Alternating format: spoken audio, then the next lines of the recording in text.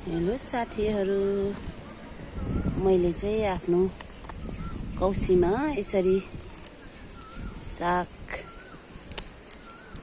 छरेको छु। आज चाहिँ म यो सागहरू टिपेर पकाउने विचारमा छु।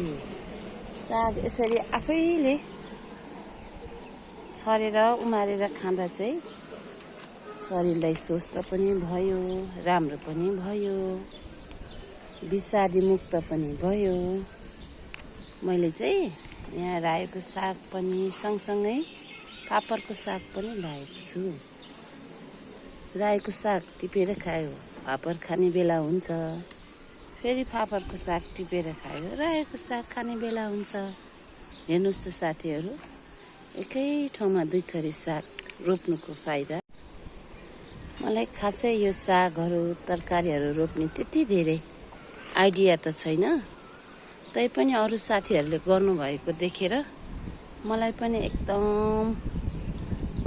अब गर्नु मन लागेर, काम पनि खासै केही छैन, यसो आफूलाई मुड पनि फ्रेस भइरहेको छ, आफू पनि बिजी भइरहेको छ भनेर चाहिँ यसो सागहरू रोप्नु मन लाग्यो। म चाहिँ रायो फापर सबै मिक्स गरेर एकै ठाउँमा रोपेको छु यसरी।